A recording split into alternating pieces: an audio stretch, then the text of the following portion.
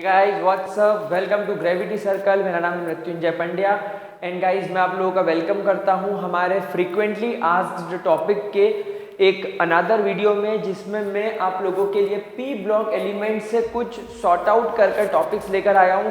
Guys बहुत vast chapter है, an number of chemical reactions इससे पूछी जा सकती हैं, लेकिन ये वीडियो आप लोगों के लिए हेल्पफुल इसलिए होगा कि अगर अभी तक आपने इस चैप्टर को छुआ ही नहीं है या अगर पढ़ लिया है लेकिन एक बार आपको कॉन्फिडेंस नहीं आ रहा है, तो कुछ चीज़ें अभी समझ लो जिसमें से क्वेश्चन आने की प्रोबेबिलिटी ज़्यादा होती है। सबसे पहले तो एनोमेलस प्रॉपर्टीज को आप लोग अच्छे तरीके से पढ़ लो, नाइट्रोजन, ऑक्सीजन और फ्लोरीन की एनोमेलस प्रॉपर्टीज पढ़ के खत्म कर दो। फिर सबकी ऑक्सीडेशन स्टेट्स एक एक बार देख लो, ग्रुप 15, ग्रुप 16 और ग्रुप 17 की। उसके बाद reactivity with hydrogen, group 15, group 16, group 17, इन सब की रिएक्टिविटी विद हाइड्रोजन देख लो।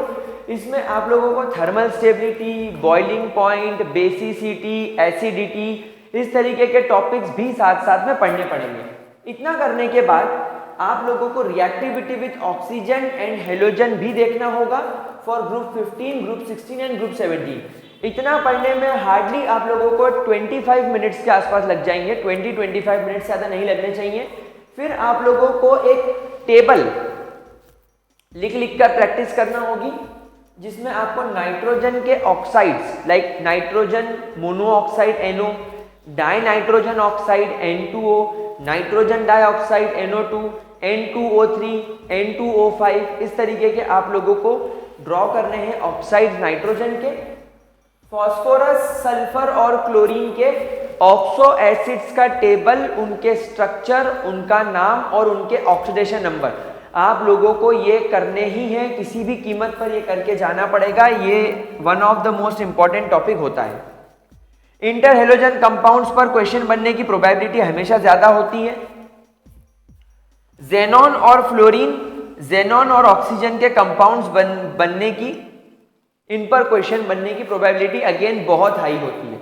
इतना करने के बाद आप लोगों को हाबर प्रोसेस यानी आपके अमोनिया की प्रिपरेशन, अमोनिया की फिजिकल प्रॉपर्टी में ध्यान रखिएगा, आपको उसका शेप भी पढ़ना होगा, ठीक है ना। शेप मत छोड़ दीजिएगा, शेप और उसकी केमिकल प्रॉपर्टीज पढ़नी होगी।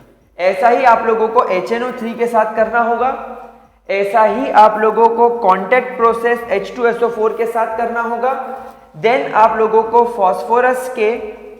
फॉस्फोरस हेलाइड्स जैसे कि PCl3 और PCl5 पढ़ना होगा।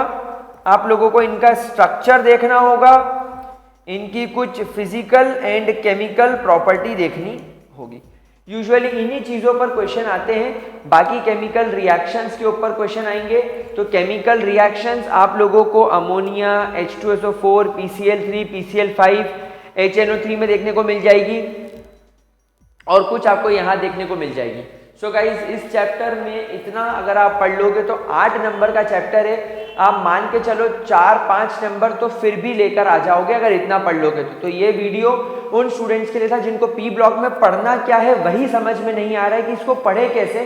तो ये वीडियोस बेटा स्पेशली आप लोगों के लिए है जिन्होंने अभी तक पी ब्लॉक को छुआ भी नहीं है। आप फटाफट उठा लो पी ब्लॉक और इसको पढ़ना स्टार्ट कर दो, ठीक है। So all the very best for the upcoming examination. I wish you best of luck and do well in your examination. इस बार फोड़ कर आएंगे। Bye bye guys.